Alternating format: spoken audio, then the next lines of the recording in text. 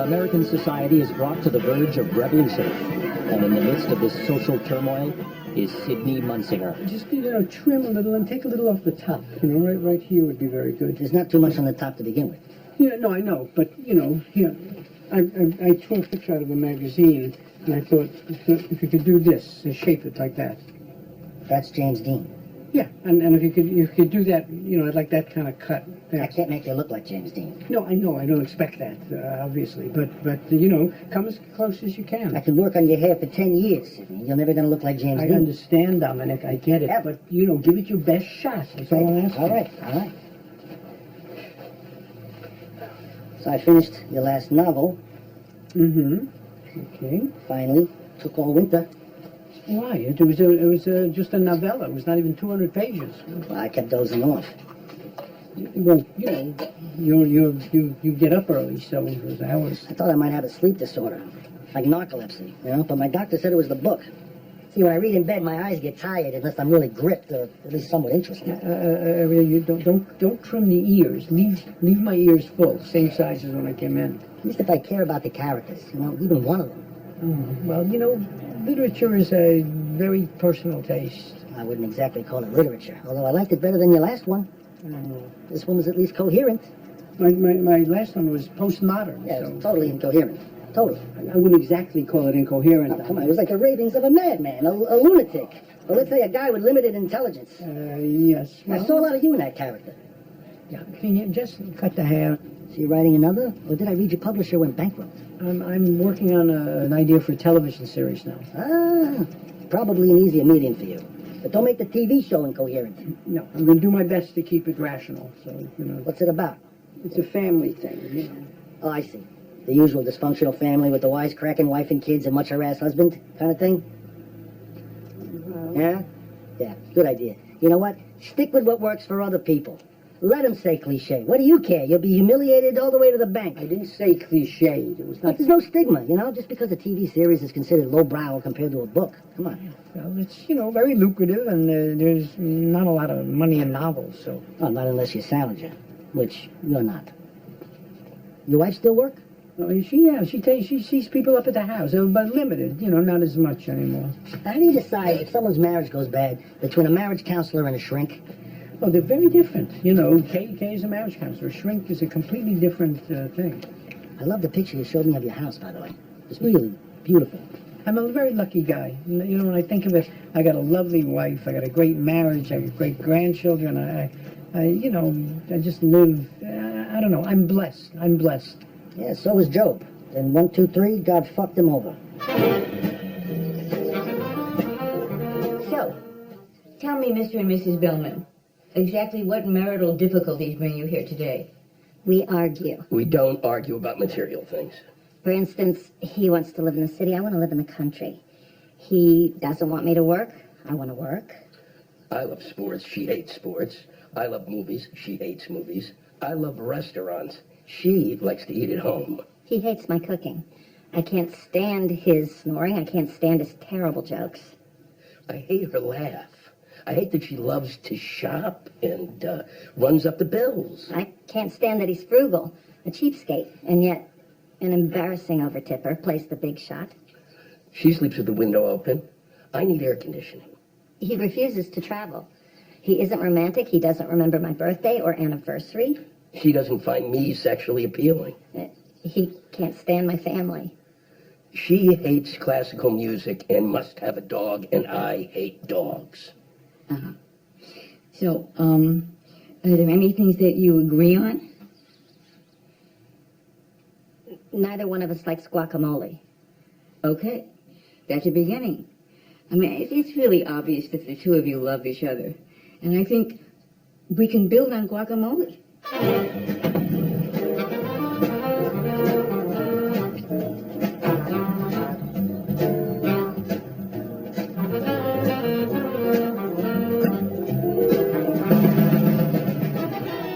Hey?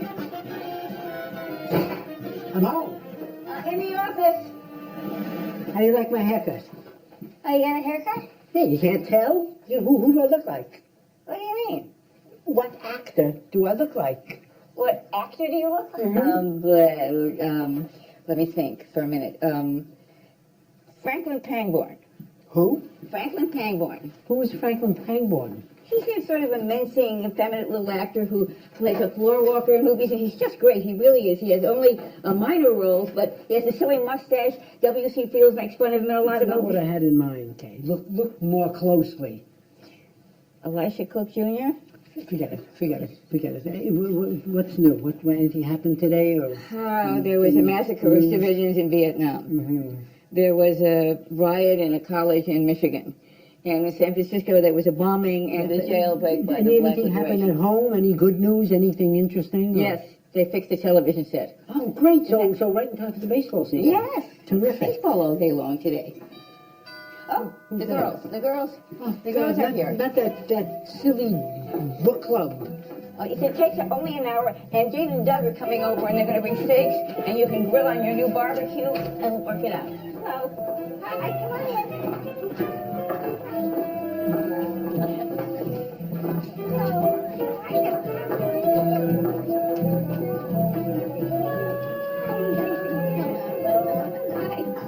So, he wakes up one morning and he's turned into a giant cockroach.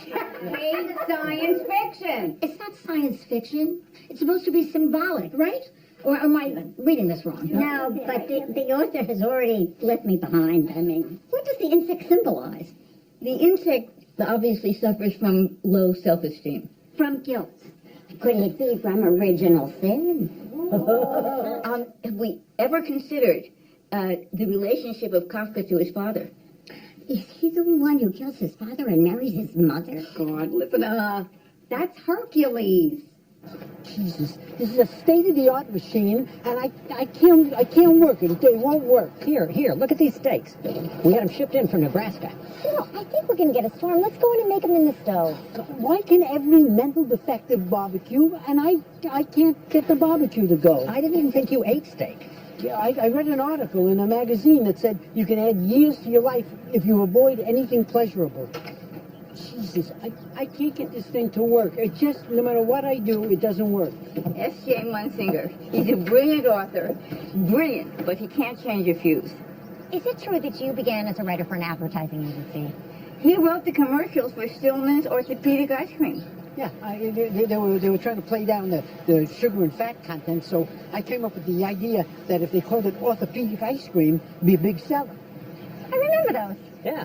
Oh, for starters, Alan and Ellie are going to be having dinner with us tonight. Who? Alan, the boy who's staying with us. Oh, him. Oh, well, I wouldn't call him a boy.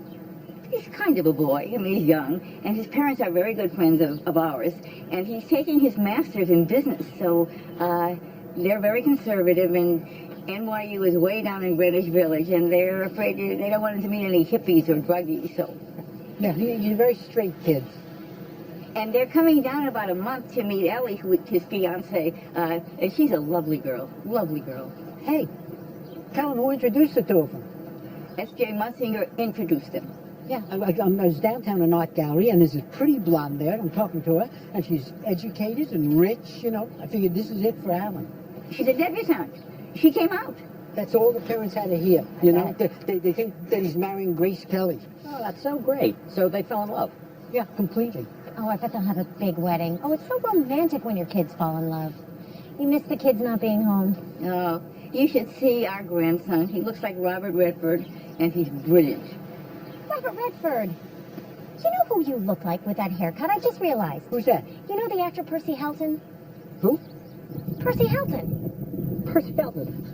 I see it. Yeah, it's perfect. You know, he always played a kind of cringing, squeaky-voiced little loser.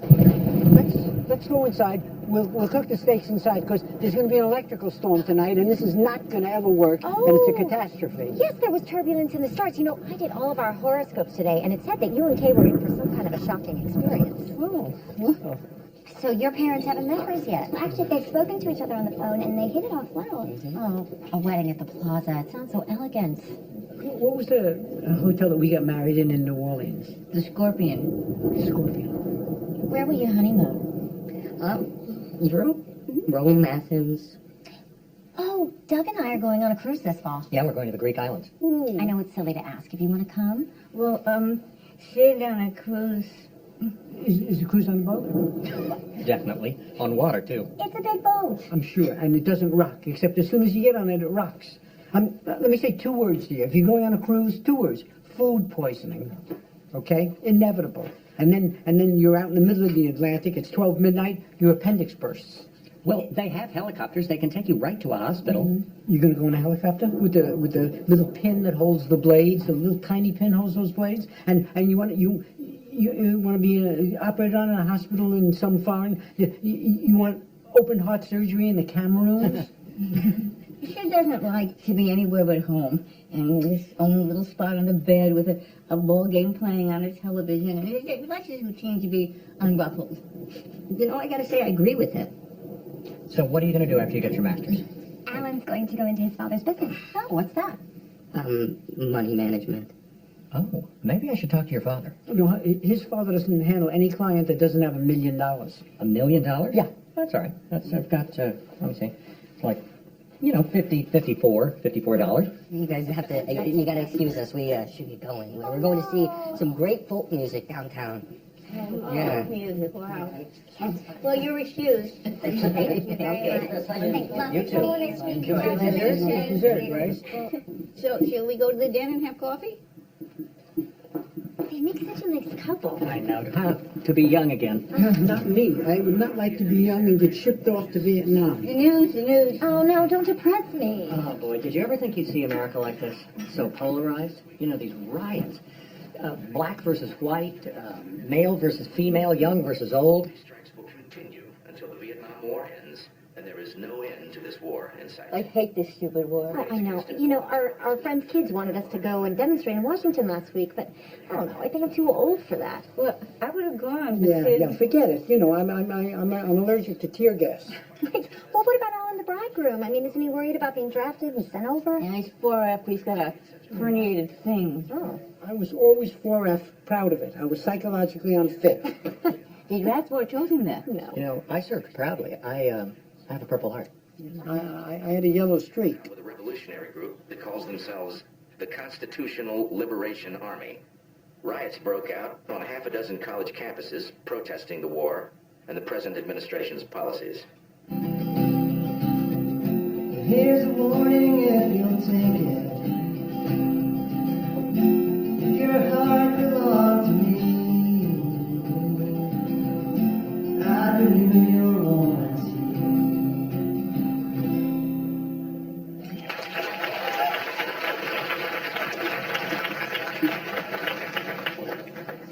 They're very nice people, Sydney and Kay. Oh, yeah, well, Sydney, he's one of my father's oldest friends. And they get along great unless the subject of Vietnam comes up, of course. Sydney's a liberal. No, Kay is a liberal. Sid, he's an ostrich. Lives his life with his head in the sand, you know. And Dad, he's that classic Orange County type. Oh, God, I love the idea of living in California. I've got so many friends out there. What are you thinking about?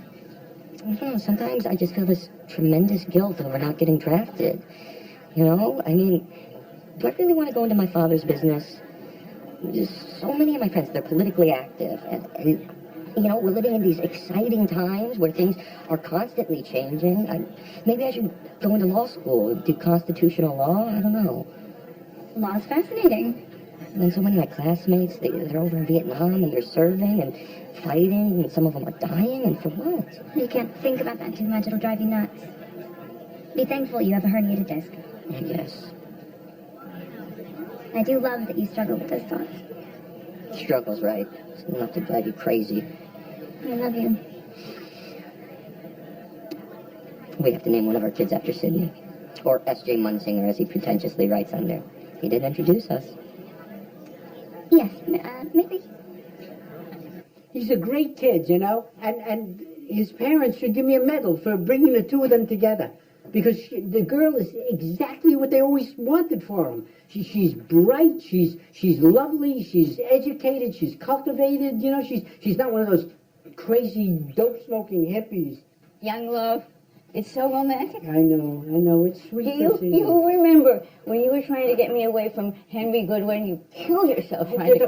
The fat, stuttering guy that had the crush on you, right? Proposed to me. What happened to him? My God. He won the Nobel Prize for Chemistry and then made $1 billion over some drug he invented. Oh, well, you're lucky you didn't wind up with him then, because, you got me instead. Well, I do have you, and I'm very, very happy to have the man who wrote commercials for the ad agency. That's right. It may not be a Nobel Prize, but I did win something for my commercial for the Earl of Sussex frozen fish balls. Yeah. Let's not forget that. I always thought that it would have been much better if they were smaller fish balls.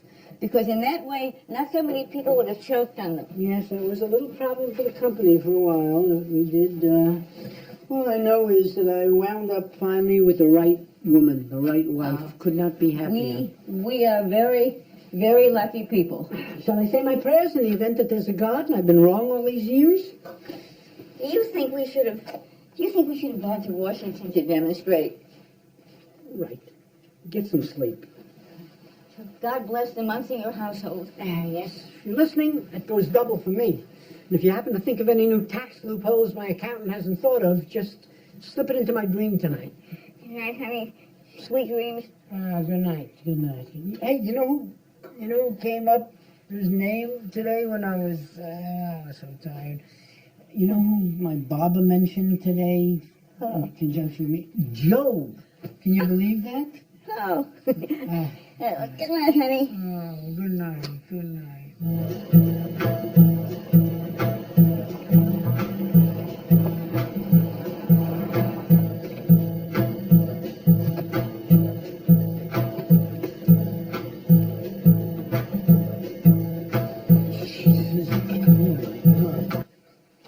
What happened?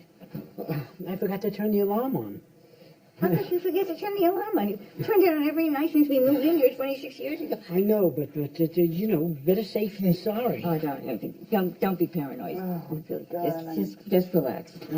I'm not paranoid, but I'm so tired. I don't feel like getting out of bed. Honey, don't be an old lady. Lie back down again. You're going to survive one night without a burglar alarm. Wish I hadn't read in cold blood. They cut Mr. Clutter's throat. All right. Go downstairs and turn the burglar alarm on because we're not going to get any sleep until you do. I'm not going to do it. Go ahead. Well, I sure think I'm paranoid too. I'm too tired. That's fine.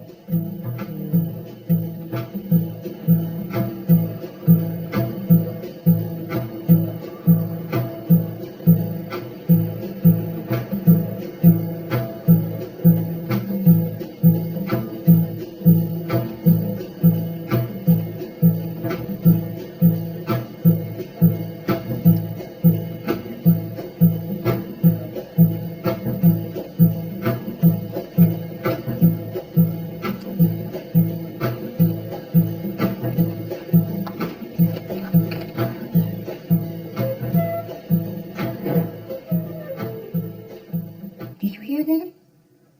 Mm-hmm. Did you hear that? What? Why are you waking me? I thought I heard something. No, there's nothing. Leave me alone. Go to sleep. Really, there's nothing doing.